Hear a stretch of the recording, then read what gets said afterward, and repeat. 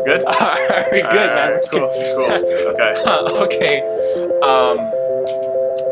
We are? Yes, I wanted to say, like, I think this is like week 7, 8 of Project 6K. Eight.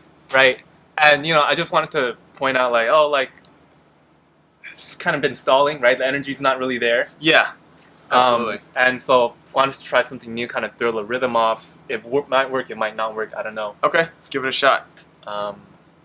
Basically, in spiritual books, they say if you want to do something, you need to have like a really good reason why. And obviously, we want to make $6,000 a month, but I don't want to say we're just motivated by money, because I don't think like that's gonna work out. It doesn't work out for a lot of people. It's never the case. Yeah, money is never the ultimate. Like if your whole purpose is to live for money, then it's not sustainable. I guess is the word.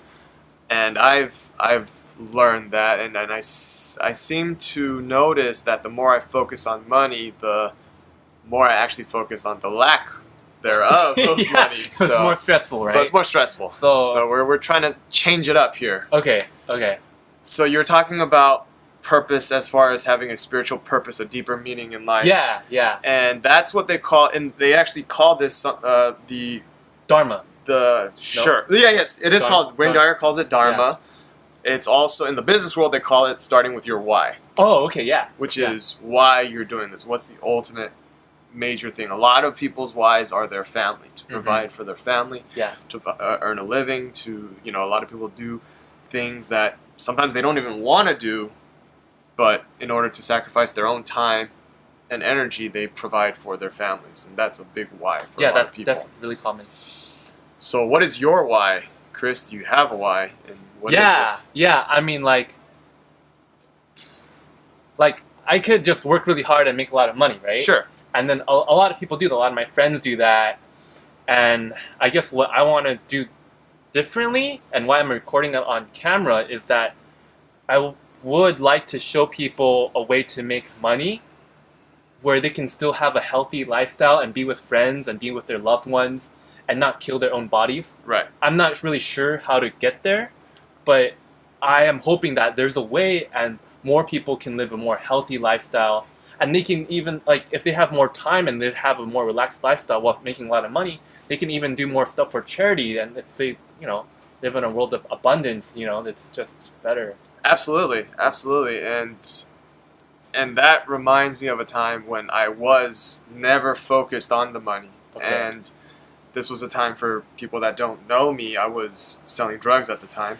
Mainly pot, and it was all about, for me at the time, it was all about friends and just hanging out, like being a part of a group of friends. So it's like you were selling pot not to make money from it. It was like to hang out with your friends. It was more about it was providing us with, like, we had our own house, so we would, I would chip in to throw in for rent, or we'd go out to eat.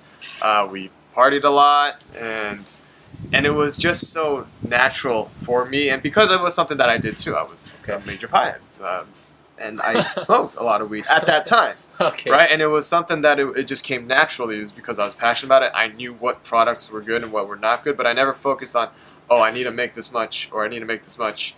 And when I did, I noticed it didn't work out as well. When you were focusing on the money? When I was focusing on, I need to sell all this product within a certain amount of time, I realized it became forced, and it wasn't as fluid, right? It didn't come in as smoothly. And then later on, when I was just focusing on, hey, I just want to hang out with friends and this and that, and all of a sudden when I stopped thinking about the money side of it, my phone started blowing up. People started coming over, more referrals. It's like any other business. The word of mouth got around, and the money came in more fluidly. Okay. So don't focus on money. Yes, don't focus on money. Just focus on, at that time, it was just being around friends, and that's what was making me happy. That was what I focused on for happiness. So I say now,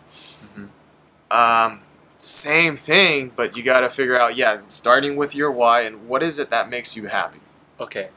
And I think I've kind of lost my way on that personally too. What if, like, we did, like, for Project Life Coach, we try to make it like super fun, like every time, like I don't know. Yeah, no, yeah, absolutely. It's how do I put this? I don't know. Maybe.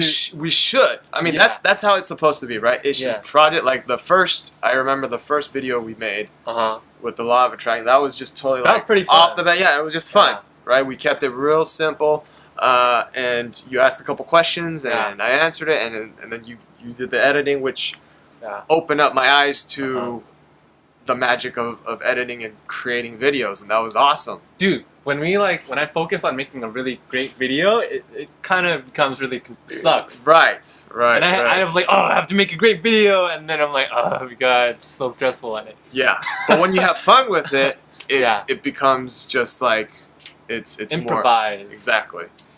So how do we do that for where we're at right now? Like where we're at today, here right now, and how do we take that to the next step or the next level, or is it just about focusing on being happy? Like what is it?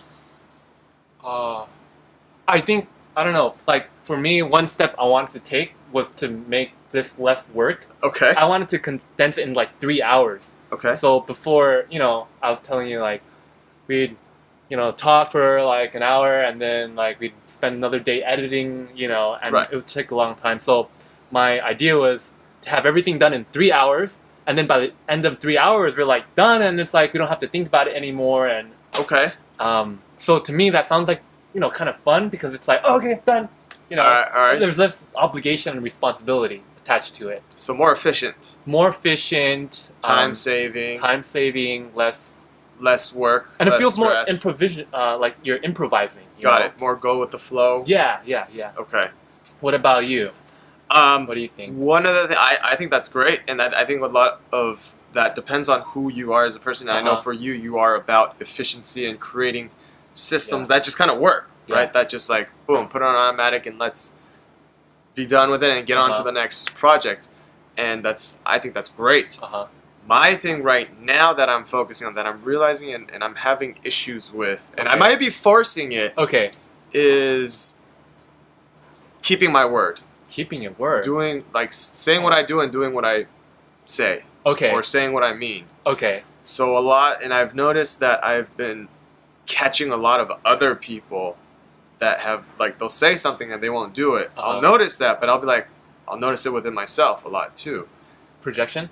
Yeah, it's a mere projection, and it bothers me, and then I get mad like, oh, you said you're going to do this and you didn't do it. And then I look at, oh crap, it's because I said something and I'm not going to do it, and it's been like that. I've been not the best follow through kind of guy, and every time I focus on it, I'm like, okay, everything I say, I got to track down what I said, what I'm going to do, this and that, and I think it gets overwhelming, and I start forgetting what I said and what I did, and like I almost forgot that I was supposed to come here.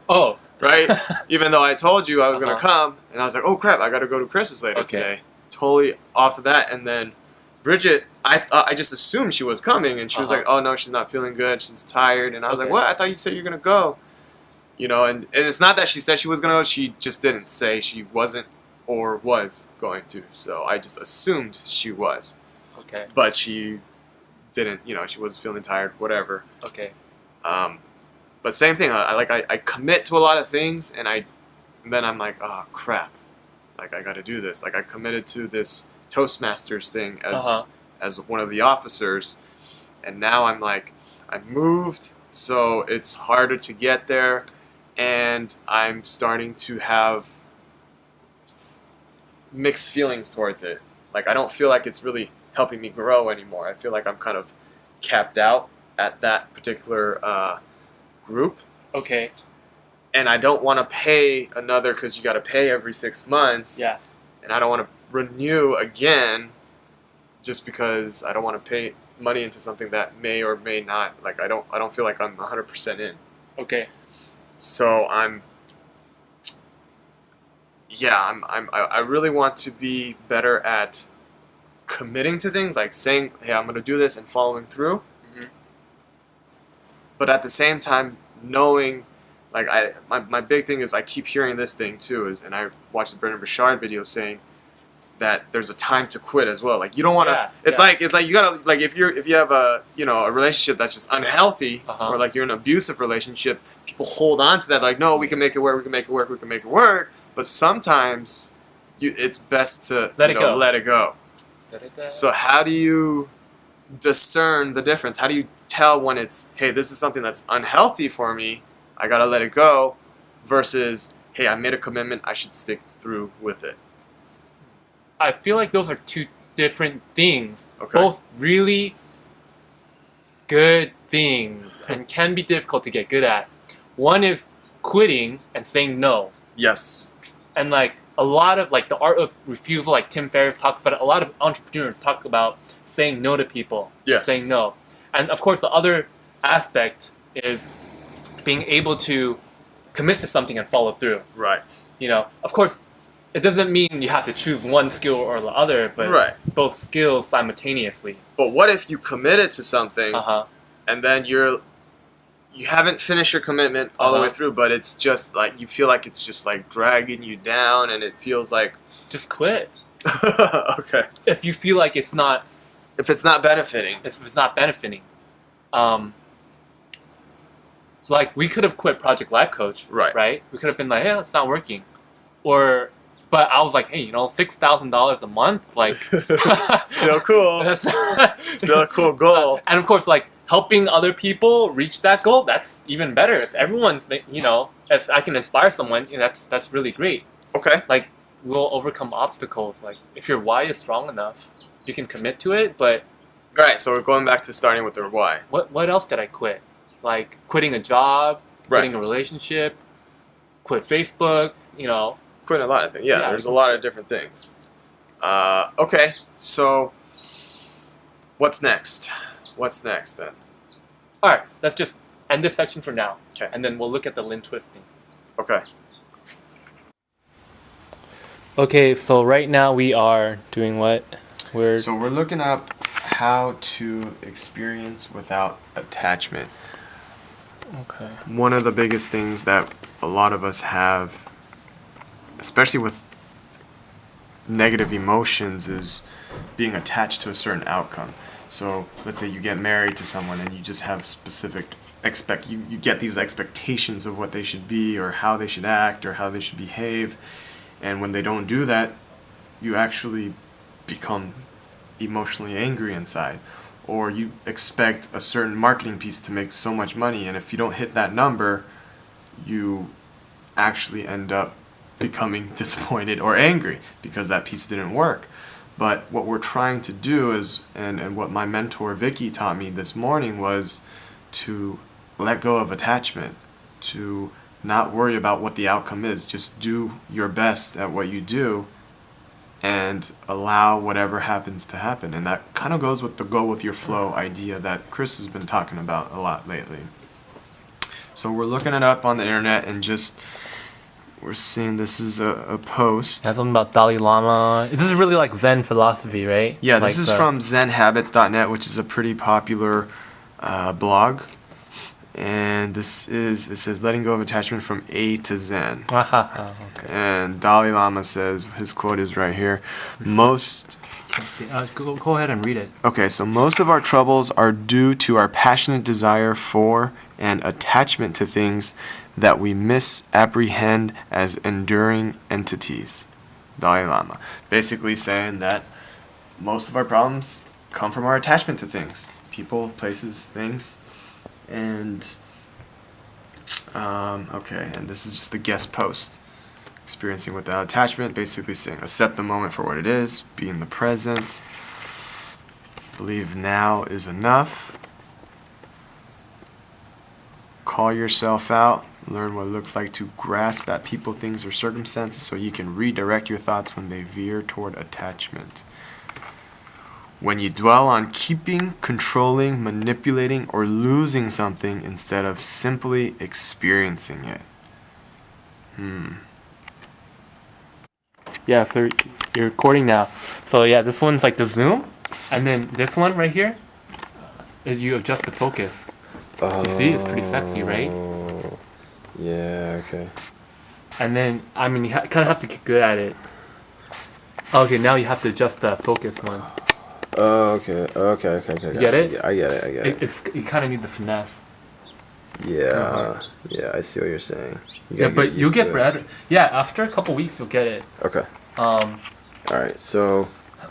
so before we were talking about like freaking attachment, and we thought that that was too hard, so we decided to go with a Lin Twist gratitude exercise for this week.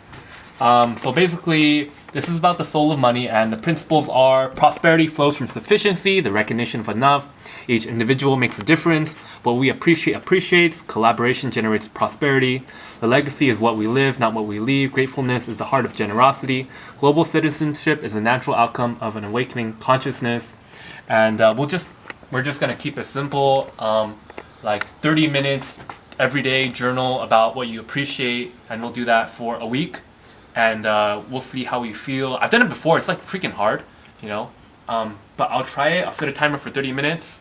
Write down, appreciate stuff, think about it, and we'll see what happens. And we'll in a video next week. We'll tell you about it. Cool. Yeah, that's it.